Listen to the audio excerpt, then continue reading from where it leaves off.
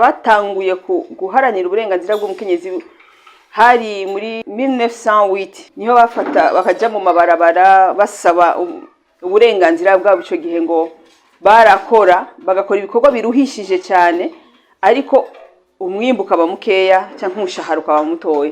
Rero baca baja hamwe kugira ngo nabo baharanira uburenganzira bwabo.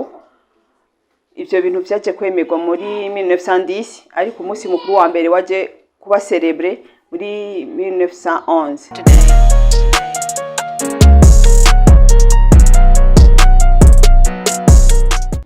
Twicenga kugira ngo dusangire hamwe nkuko abandi babikoze, isi yose yabikoze, igihugu cyabikoze. Le 8 mars abakenyezi baraja hamwe bagasangira, bari mu association mu buzi hirya no hino. Abakenyezi baricara bagasangirira hamwe bigina uwo munsi twaronse,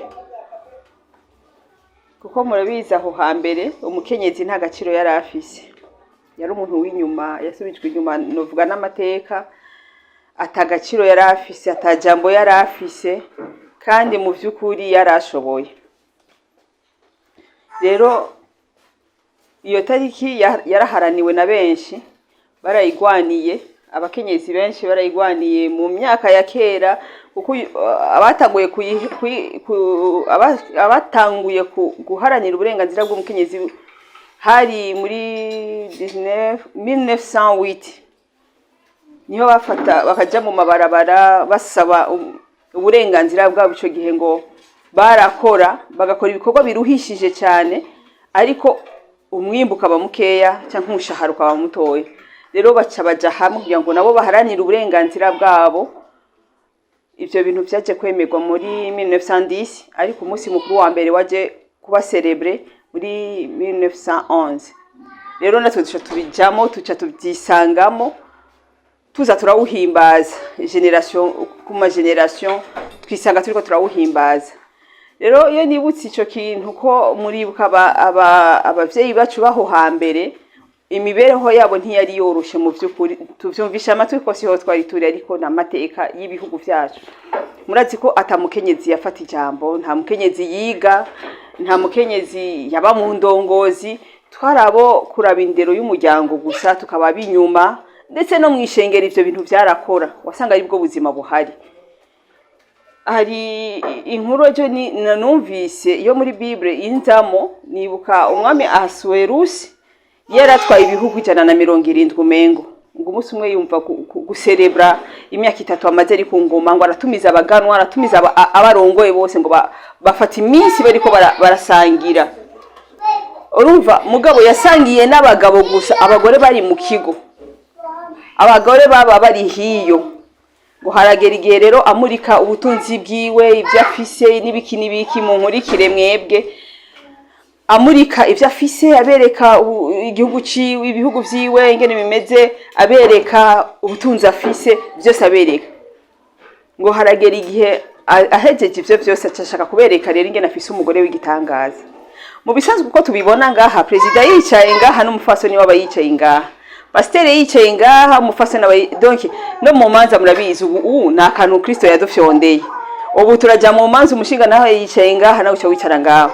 Ariko naje gusanga ngo ico gihe umwami agiye kwerekana rero ko afise umugore w'igitangaza, navyo ngo babaye buje kumuhamagara ngo hajya. Kandi Bibiliya avuga ngo nawe umugore yaciye akoranya abagore bagenzi be ngo nabo baja guserebra hiyo. Cyane mvume ko kantu nikaryoshe. Ubusanzwe umunsi mukuru n'uwo muryango bose bategezwa kwa bari hamwe, ariko abagabo bicaye hamwe n'abagore bicara hamwe, donc ntitwaseruka mu bandi. Je rero nkaca niyumvira, none Imana mu mugambi wayo twese yayidufise mu vyiyumviro, kandi Imana ija kure mu muntu yaramuteretse mu butunzi kanaka buzofasha isi, buzofasha imiryango, buzofasha igihugu. Hamwe n'iryo kumira rero twari dufise abakenyezi twarasubije inyuma, byasa nkaho umengo baraduhohoteye, byasa nkaho umengo waratwambuye uburenganzira. Caka Imana yabona ko dushoboye kuzokora, kigatanga umwimbu, kigafasha amahanga. Abo bo hambere je nibaza, namye nibaza ko benshi bavuye mwisi batabayeho Imana yashaka ko babaho. Mbega no banihenze, benshi bashobora kuba baravuye mwisi batabayeho Imana yabaremeye. Kubera iki? Kubera amateka, kubera ukuntu babyisanzemo badashobora ubu umukenyezi arashoboye mu ntwaro turiyo yewe n'abapilote bariyo n'ababandi bakoroka ku mitaka mu ndege bariyo ahantu hose mu madomene yose mu maserivisi. Ikintu ushimira Imana nuko mu mugambi wayo irawuherekeza ikawushitsa. Byapfiriye mu mugore bisubira gukirira mu mugore. Amen. Byapfiriye kuri Eva bisubira gukirira muri Mariya tuzaniye umucunguzi. Ntacyo bitwaye ko haraho twafeyirinze, ntacyo bitwaye ko haraho bitagenze neza, ariko biracyashoboka yuko bishobora kugenda neza kandi. Amen. Iki akavyemera gushika ashikira icyo yashatse gushikira. Rero natwe uyu munsi turashaka kwicara mu ishengero, turashaka kuvuga ijambo mu ishengero, turashaka kuvuga mu nama nshinga amateka, turashobora n'abakuru b'ibihugu bariho muri Tanzania ntimubizi ko bariyo. Ubwo n'urwego rukomeye n'abatwara amashirahamwe akomakomeye. Rero ivyo vyose rero yego hariho Madame Clara yahagurutse kugira ngo aharanire uburenganzira bw'umukenyezi. Imana ishimwe kuko Imana ni impemu, yigiye gukora ikoresha umubiri.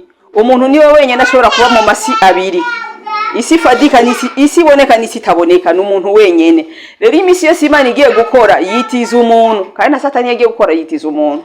Nivyo Imana ishimwe rero ko mu mugambi wayo yabonye ko twebwe tutazobigwamo, twebwe iyi generation tutazogenda nkuko abandi bagiye.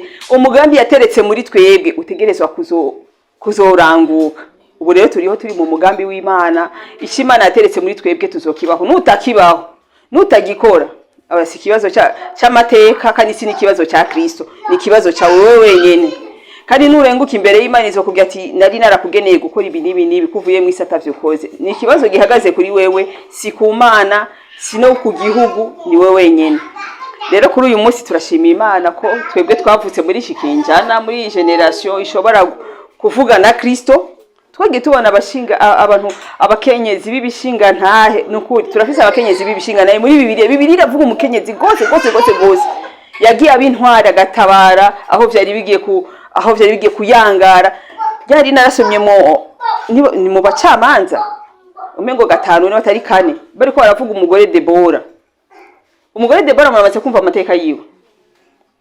Debora ngo yaratewe, ngo ariko yumva ko atewe ngo atuma umwe mu barongoye ngo aje ku rugamba ngo Imana izobaga. Uwo mugabo yaranse kugenda ngo atajanye na Debora. Debora yaramubwiye ati ego ndemeye ko tujana umugabo, ukunesha n'ikizo wagufatiye kuri wewe, Imana izobitabaje amaboko y'umugore. Rero birashoboka ko umugore yokiza mu gihe ibintu byari biyangaye, igihe ibintu byari bipfuye umugore yokiza. Imana ishimwe. Na cyane cyane twebwe dufise ubuzima bw'ubumana, dufise ubuzima bunesha. Amen. Dufise ubuzima bunesha. Ako kantu rero nashaka ko tukiyubakisha. Murabizi umugore mu itanguriro niho icaha cinjira mu isi cyaciye mu mugore. Omengo Satani yaratwigambye hejuru, mengo byatunaniye sinzi. Ariko kandi ikintu ushimira Imana nuko mu mugambi wayo irawuherekeza ikawushitsa. Byapfiriye mu mugore bisubira gukirira mu mugore. Amen. Byapfiriye kuri Eva bisubira gukirira muri Mariya tuzaniye umucunguzi. Ntacyo bitwaye ko haraho twafeyirinze, ntacyo bitwaye ko haraho bitagenze neza, ariko biracyashoboka yuko bishobora kugenda neza kandi. Amen. Biracyashoboka ko bishobora kugenda neza.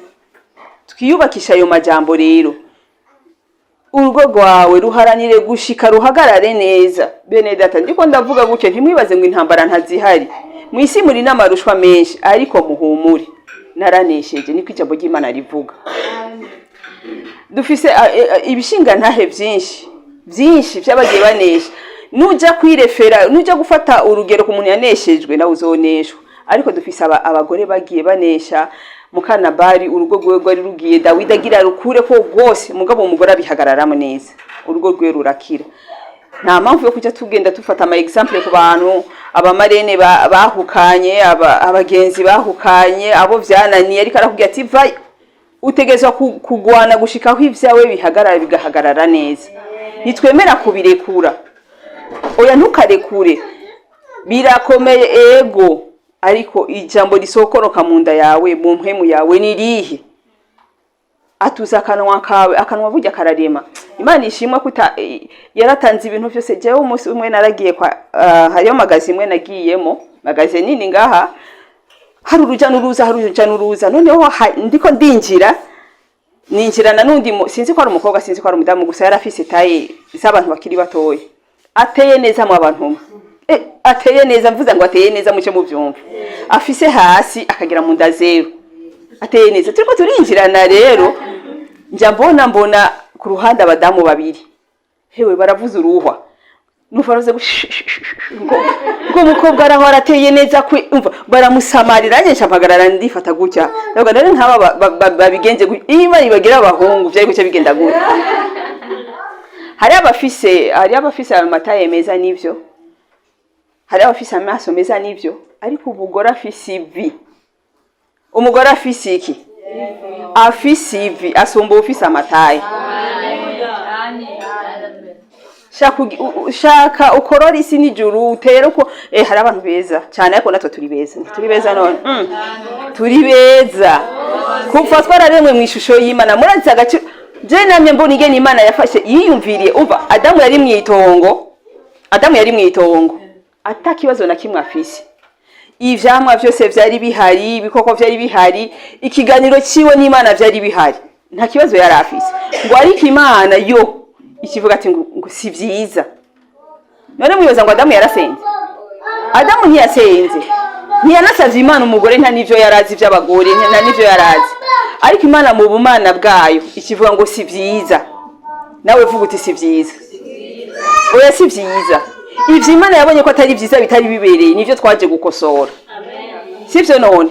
Twaje gukosora ibitari vyiza mu burere bwose. Twaje gukosora. Amen. Wirangije Imana ubwayo ikikora operation. Imana ubwayo ikora operation. Turi igikorwa gihambaye, operation y'Imana. Hari igihe duhora tuvuga ati ngo uyu umudokter n'umuspecialiste gamana, uyu wowe opeye, tukamuhayagiza, ariko operation y'Imana aho niyo twavuye twebwe. Yarafasha Adamu iramusinziriza, anesthesia ya mbere burya yabereye hajya nyene. Ubutikoma irangije irakora operation neza, irayifinaliza. Vuga uti ndi igikorwa kiri finalize. Ewe kitagira gasembwa. Imana yaragikoze iragiheza. Hanyuma wa muntu nyene yasinziriye akanguse. Yakanguse agira iki? Imitoma. None Imana ko yacisha imbwa imbere yiwe akavuga. Yaracisha inyoni akavuga. Mugabo agiye kubona abona ikindi kintu. Abona ikindi kiremwa kiri special. Turi special n'ukuri. Selma amateka canke ukuntu dukura imiryango biradusubiza inyuma, kumvume ngo we ntacu maze, ntacu uzovamo, ariko turi special. No mukuremwa kwacu, umva Adamu bafashe ivyondo, maze ivyondo ejo navuye Kanyoni, ibisi cinsigari ya kwa Rusagara, ndahonyura ivyondo, nzanumva mbabaye ndavye ivyondo. Aho niho Adamu yavuye ivyondo. Ariko twebwe Imana ikintu ushimira Imana nuko mu mugambi wayo irawuherekeza ikawushitsa. Byapfiriye mu mugore bisubira gukirira mu mugore. Amen. Byapfiriye kuri Eva bisubira gukirira muri Maria tuzaniye umucunguzi. Ntacyo bitwaye ko haraho twafeirinze, ntacyo bitwaye ko haraho bitagenze neza, ariko biracyashoboka yuko bishobora kugenda neza kandi. Amen. Hari inshingano z'umukenyezi mu rugo, mu kazi ukoramo, mu gihugu no mu kibano. Dutegerezwa kuzuzuza. Ntidutegerezwa guhusha intumbero. Byamaze iminsi numbwira Imana nkoresha ico wampamagariye. Niba ntaravuse muri bya bihe abakiriya gihe bavuye mu isi bataranguye umugambi w'Imana, nkaba ndiho kuri uyu munsi nkoresha ico wampamagariye. Nshobore kuva mu isi fashije benshi bashoboka. Kandi ndazi ko ico dusaba turagihabwa. Amen. Ufashije ntituzohombera ubwami bw'Imana, kandi ntituzohombera imiryango. Ntitutegerezwa guhombera imiryango, guhomba. Donc ikimana ishaka ko umwimbuzana mu muryango wawe cyangwa umwimbuzana mu kibano, Imana nirikirabibona. Kubera kitabibona ni twebwe biriko bifira ko. Rero ko Imana yavuze ngo si vyiza twazanywe ku isi kugira ngo dukosore ibitagenda neza. Kosora, baho kosora, baho umugambi w'Imana mama.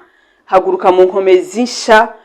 Nico numva no bahamagarira kuri uyu munsi, muhaguruke mu nkomezi nsha twubaka ubwami bw'Imana. Twese turafise amatala, turafise ikimana yateretse muri twebwe. Urashobora kutabovuga ijambo ry'Imana hagiye imbere, ariko wosenga ugasengera urivuga.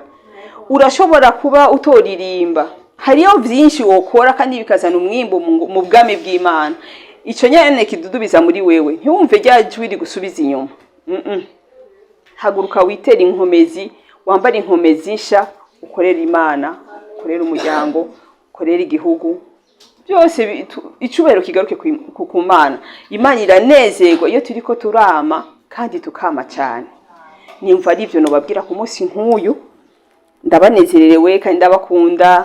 Numva ngo n'umunsi ubaye wa mbere muri uyu mwaka, ariko ibihe vyiza turacyabirema. Ega ntituzokwama dufita ko habaye rowiti. Tuzobirema nitwebwe nyene. Mwe mbona mumeze gutyo musuko nitwebwe. Rero ndashimira Imana ko kaciyemo canke tukashoboye kwicara ngaha mbega habuzemo umwe, ariko nawe ari karaza. Ndashimira Imana rero ko uko twavyumviriye biriko birapasa kandi bigapasa neza. Mwarahezagiye.